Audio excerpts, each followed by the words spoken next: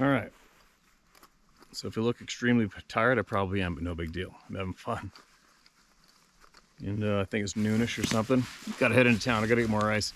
The food doesn't spoil, and I lost my alcohol finally. I can't find it. But anyway, I got a story I'm gonna share with you guys. Some may be interested in this, some may not. Some may believe it, some may not. But this just happened. Now, where should I start? I don't know if you guys remember, I shared with everybody here a few years ago when I was young, dumb. Me and a buddy were coming back spring bear hunting. There's a bear on the side of the road where a lot of road hunters drive around and shoot the crap out of everything. I'm like, watch this, I'm gonna give him a little education. Because at the time, I was shooting a lot of bears off of my porch in the front yard and stuff. And I'd unscrew the tip off of my arrow and I would shoot the bears in the ass with it. It'd scare the shit out of them. They take off. Arrow just bounce off them.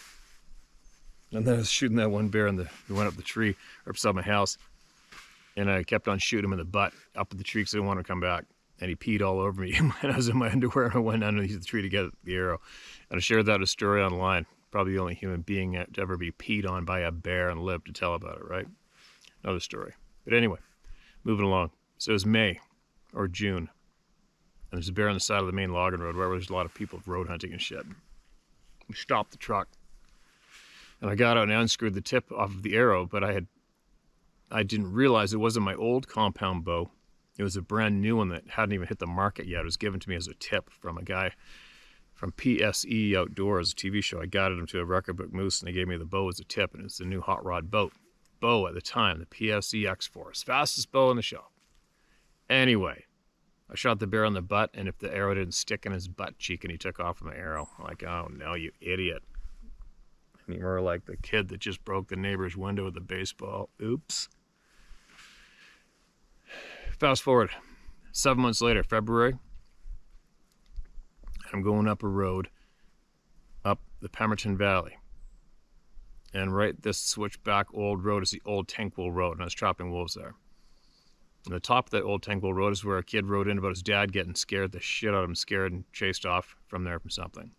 And another guy rode in about camping on the Lillooet River, right below where that old road turned off actually, and had this being with glowing eyes down there staring at him on the river side. And our stand that I built was in a swamp about 5 kilometers up the valley from there. And where I had the wood knocks and I was wolf trapping above me on both sides of me, that was the same zone. And anyways, it's countless sightings of weird beings along that area. Anyways, moving along. 7 months later, and this is in the bottom of the valley. I shot that arrow into the bear. But 7 months later, I'm going up the old Tankwell Road, and I'm about halfway up. On these old switchbacks, I'm the only person on that road because nobody takes that road to get anywhere in the winter. And there's probably about 4 or 5 feet of snow on top of that road. And I found my arrow. It was ahead of me on the shoulder of the snow, sticking perfectly straight up and down in the snow and sunk in maybe 6 inches. Without a footprint, snowmobile track, nothing, virgin snow. And that happened. Make of it what you will, take from it what you will, or leave it. I don't care. I'm just sharing with everybody. I shared with everybody the honest truth. What I did, what I saw, what happened. Now, moving along. So, before coming up here, obviously you go through all your gear, your hunting gear. I have all my compartments and my cases I put my shit in. And I have a soft pack. A soft pack means there's no metal frame to it. I have a soft pack and I have my metal frame pack. They're both very good backpacks. And my soft pack is the one I'll take for the day, like I am now. In it, I'll have my lunch, some trail cameras, knife sharpener, snacks, water, license, lighters, spare jacket. That's it. There's no hidden compartments in there. There's no folds in there to hide anything. It's just my soft pack. Now, listen very carefully to this. Last fall, November, I'm about 7 or 8 miles away from where I'm hunting this morning, where I've been camping, hunting for elk. 7 or 8 miles from here. And we drove around there 2 days ago, and I was showing Gavin around. I want to check this one spot, see if there's any elk there. And previously, I had a knife given to me, a couple of knives given to me, custom knife builder. A year ago, I think. Loved them. Loved the knife. And had their own tight-fitting sheaths. Very cool knife. And I was ashamed to admit it, especially on here. I was ashamed to admit that I lost the one larger knife. Lost it. So sucked. Absolutely sucked. And I had 3 other friends up here last November hunting as well. One was with me, 2 were on what is called a rhino, a side-by-side. And we rendezvoused at this intersection of an old cut line and power line. They said, we found a trail camera right in the middle of the trail. I'm like, you did? No way. And they showed it. This is my trail camera. It fell out of my backpack. Did you see a knife? And I figured that was when I lost the knife. That is when I lost the knife. I said, oh no. I'm like, oh damn, that sucks. Because I could not figure out how I lost this knife. I wouldn't have really missed a trail camera because I've usually got 40 of the damn things, right? So, but just the fact that they found my trail camera in the middle of the snow trail back there told me flat out that I didn't have my soft backpack properly closed. So items fell out, including that knife, last November. Specifically drove me crazy that I lost it. Now, moving fast forward. We're driving down that road 2 days ago, and I specifically mentioned to Gavin, yeah, I lost a knife right around here somewhere too. And I was thinking to myself, man, I couldn't even begin to try to look for it because there's leaves and dirt and sticks and everything's on the ground. It would have been pummeled into the ground, corroded, whatever, right? But I still remember the pain of losing that knife really bothered me. Now, this is 8 miles away. 8-ish? I could map it out. I wouldn't be surprised if it was 10. So I always, whenever I guess, I always take the lesser number. If I kind of feel it was 10, so I'll call it 8. Miles away from here is where I lost that knife last November in the snow. And last night, I've been hunting, what, 4 days now or something? And I go into my soft pack. It's a great big zipper. Flop, open up the flap. There's everything right there. I count my trail cameras.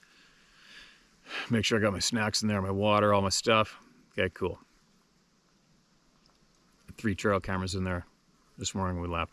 And this morning I was specifically a little bit panicked because I couldn't find my SD card reader, which is this big, white, and I'm tearing everything apart. Gav was watching. I'm like, shit, I can't find my SD card reader. We can't leave without it because I want to see what might be on the other trail cameras that I've got out. And I'm tearing apart my backpack, looking for my SD card reader. Can't find it.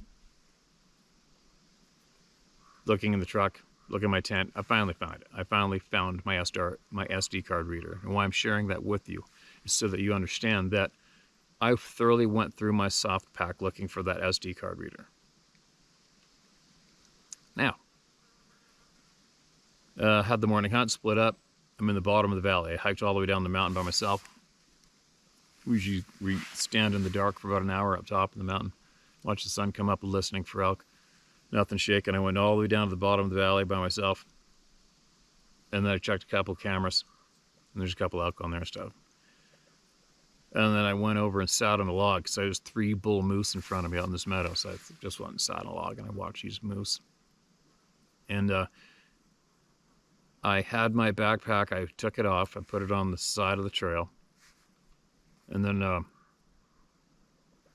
I wanted to walk up the road because I knew I was coming back this way. So I already had my backpack off because I was sitting there for a while. And then I'm like, I just wanted to walk up the trail a couple hundred meters to see if there was any new sign up there. Let's leave my pack right here on the side of the trail. And I went up there.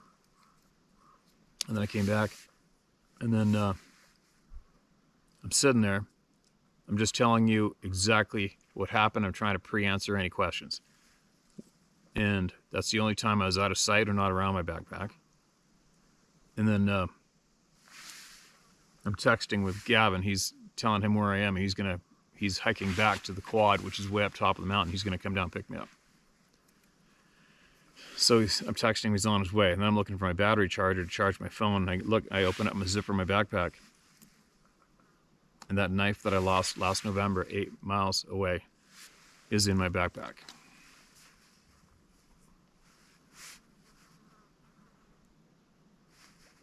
It's got corrosion on it.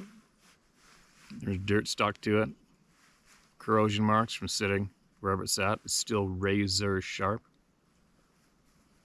And here's the knife sitting mixed in with my 3 trail cameras, my knife sharpener, my other knife, which is in his leather sheath, and my snacks. And this knife is in my zipped up backpack.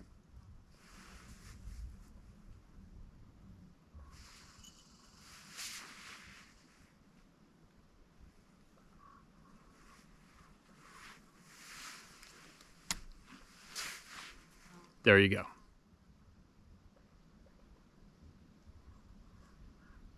What do you even say to that? So then Gavin came down minutes after, and I was still kind of like, all right. And I shared with him what happened. And he, obviously, it doesn't take anybody, you would have to be a complete moron to put a razor sharp blade like this loose in your backpack, first off, in case you fell off the quad, stab yourself with it, reach into your backpack, slice your hand on the razor sharp blade. Nobody puts a knife like this without a sheath into their backpack.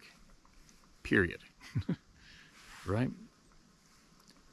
And this, it's like, I'm not into you. I'm not taking applications for friends today.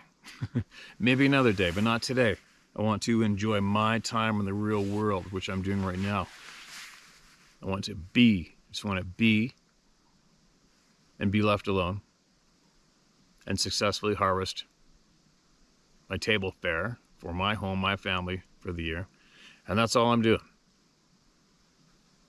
I'm reconnecting with the real world for as long as I can, intimately 24/7. I'm living out here, sleeping out here, eating out here, surviving out here. I just don't need to be interrupted and harassed in any way. And I ask for that to not happen. I don't invite these things into my life, these weird episodes. I don't ask for it. I don't pursue it. I do make sure that we all get to speak of things that we don't understand, we've seen, we've witnessed, we don't have the answers for, we're troubled by. And I make sure that we all get to gather here and talk about these things and share these odd things that happen. It's not like we're sitting here having seances trying to conjure up some dark entity somewhere to come and have a scary moment with candles and upside down crosses and shit and all the other weird stuff and Ouija boards that people do. I'm not into that. I'm not into inviting anything odd into my life, my space, and potentially ruining my time in the real world. Maybe I'm babbling, maybe I'm not. I probably am. Kind of tired. So, how do you make sense of this? I don't know. I do know that I'm entertaining the strong possibility. I mean, I am going to go meet people after, not too far after this, that are in contact with some sort of people, and they want to share with me all the knowledge they have. And I'm on the fence about being introduced to these people, these beings, but I'm very curious and I want answers, and I want answers that I can share with all of you. And I'm going to do it. I'm trying to make sense of this, by the way, as I babble. Now, is somebody anticipating that time coming up? Is somebody giving me some kind of a little kind gesture? I don't know. Some kind of encouragement to go through with a possible meeting? I don't know. I honestly haven't a clue. But your brain obviously starts wondering, what the hell? Right? What the hell? Do I feel threatened in any way? No, I don't feel threatened. I don't feel uneasy. I don't feel like I'm not safe.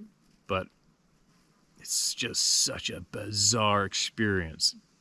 It's a very, very, very bizarre experience to have happen to you. This. Right? I've used my backpack I don't know how many times since last November. Cleaned it completely out at the end of my trips.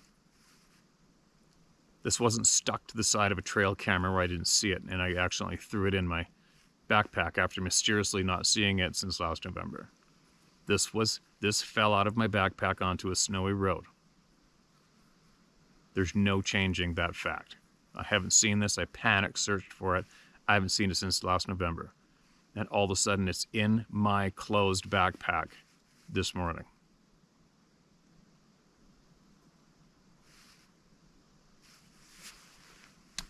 So there. Now what? I don't know. Now what? How about this one? I do know that it is definitely a pattern of a lot of people gone in the outdoors, dropped something that meant something to them and couldn't find it. And all of a sudden there it was on their truck. Some people have had some things shown up at their home, on their porch when they got home. A lot of people have had things they dropped, lost in the forest, and it showed up in front of them. So if any of you have had that happen, and I know you have, I know you've read me before, but now I have a super duper interest in that, obviously. And if any of you could that have had that happen, you've lost something, I don't know what, binoculars or whatever, I don't care what it is. But if any of you have had this similar thing go down, email me. All right, I want to hear from all of you again. If you've emailed in before that happened, I read it, I want to hear it again. All right, so please, if you would, if you could, if you're listening, and you have lost something, misplaced something, dropped something in the woods, and then came out of the woods and it was either on your boat or on your truck or at home on the porch, I want to hear about it again, all right? Email me at sharemystory@howtohunt.com and email me again and share the details of what went down, the time frame before you're reunited with that Adam, and share it with us. All right? So, getting back to how do I feel now about this? I feel that, like I said, the only thing now is just, in a way, confirms for me, which I already knew anyway, but I just didn't know the extent of it. The extent of how much we're watched. The extent of how much we're listened to. I go back to my First Nations friends who told me, words have power. You gotta be careful what you say. Words have big power. Now, possibly, this maybe, in a way, confirms that as well. Here I am saying out loud, I lost my knife right here. Really pissed me off. Boom, it's in my backpack. And then we were joking later on. I go, I lost about a 5-pound bar of gold. Right? Earlier today.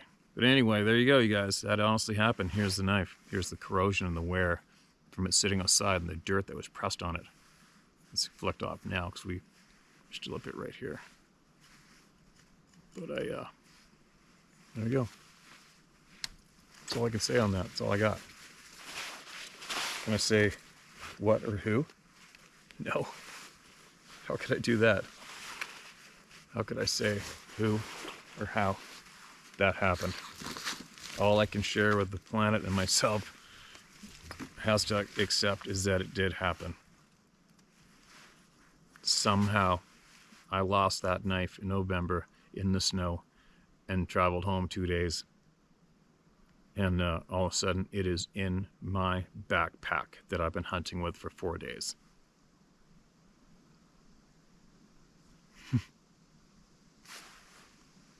There you go. End of story. Take from what you will or leave it. It happened this morning. Now, I guess while I got everybody here, I can take a minute and relax and share a couple of emails. And then I have to rip to the next town and see if I can hopefully find another elk bugle and buy one. Now, give me a second. All right, what do we got? This is titled Multiple Weird Things. Fitting. What do you got? Hello, Steve. I'm an avid listener. I love your storytelling abilities. I listened to one of your stories where the guy saw a Sasquatch in Victory, Vermont. I also live in Vermont, and the experiences I had are in a small border town called Vernon in the southeast corner, New Hampshire to the east and Massachusetts to the south, and here's my story. It was rifle season in Vermont. I was taking my 13-year-old nephew hunting. It was his first or second time sitting in a blind alone. I believe the year was 2013. Anyway, his blind was roughly 200 yards from mine.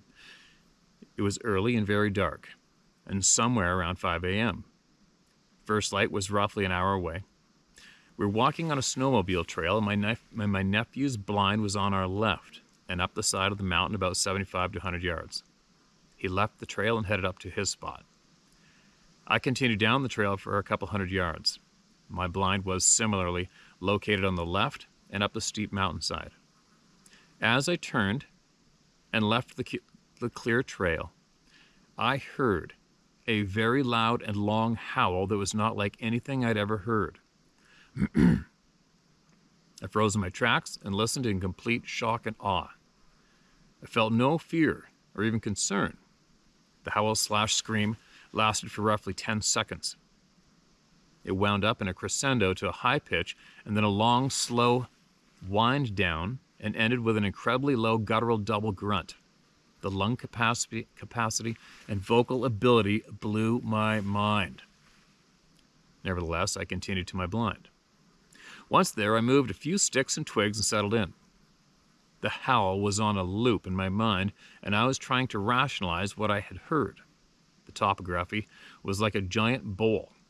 Below me, roughly 800 to 1,000 yards through the trees, were some pasture fields and a gravel pit.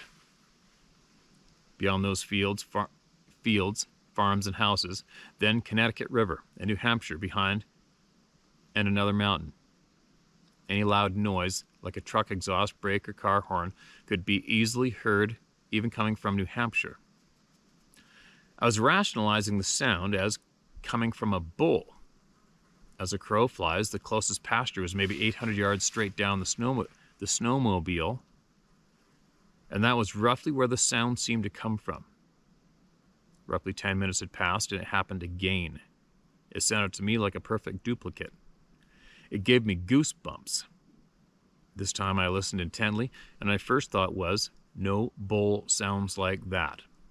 The sound didn't happen again. We stayed most of the day. My nephew had called me on his walkie after the second howl. He was freaked out a bit. I told him not to worry about it. I was between him and whatever it was. We decided to keep hunting, and though we never saw a deer or anything else, we stayed put until lunch. The rest of the story is a compilation of strange events that by themselves probably wouldn't impress, but as a whole I find very compelling. Fast forward about 4 years. My father, brother-in-law, and myself purchased a 30-acre parcel of land a half a mile as the crow flies from where I was hunting that day.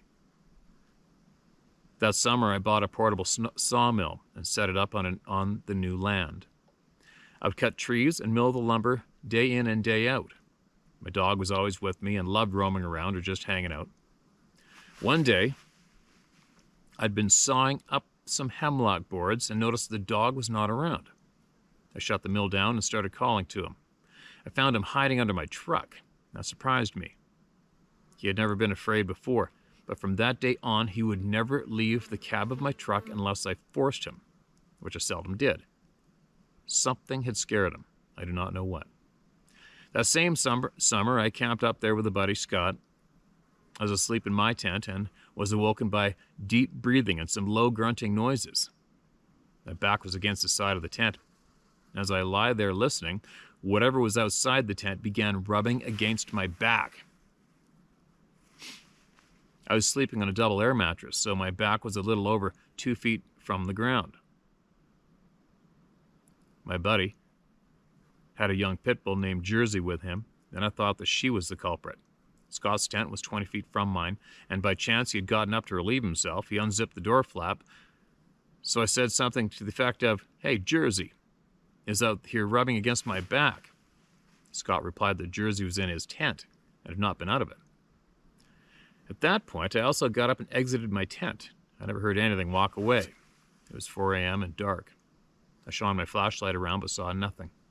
I concluded that it must have been a black bear and went back to bed. 30 to 45 minutes later, I was wakened again, and something had hit a tree about 40 yards behind me and uphill from my tent. The sound was clearly wood hitting wood. It was loud like a shotgun. Scott heard it, and we discussed it for a couple minutes, but neither exited our tents. I was awake now and just laying in my tent when, right at first light, a rock was hurled from where the tree knock had occurred. I heard it clearly crashing through the trees and landed with a loud thud, followed by the sound of a rock rolling through the leaf litter. Judging by the sound of the crashing branches and the thud, I guessed the rock to be a soccer ball sized. At this point, I rushed out of the tent and scanned the area.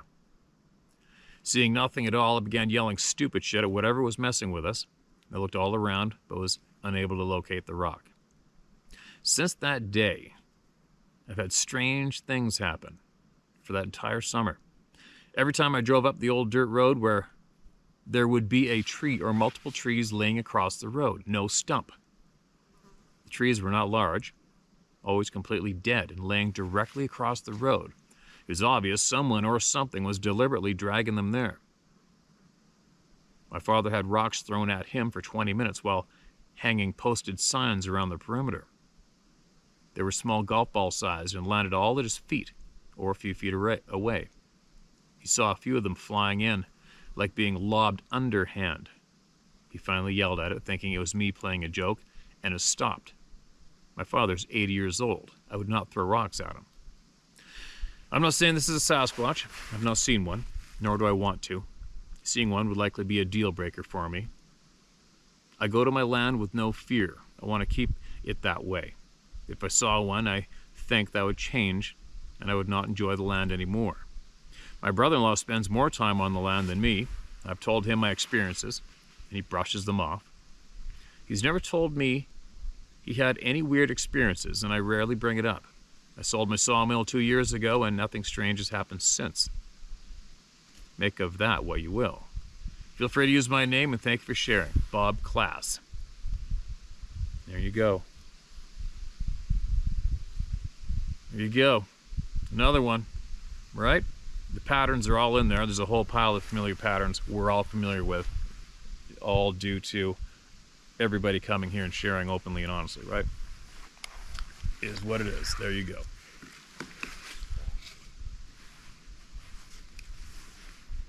It's funny. It's almost playful. It's a playful act, right?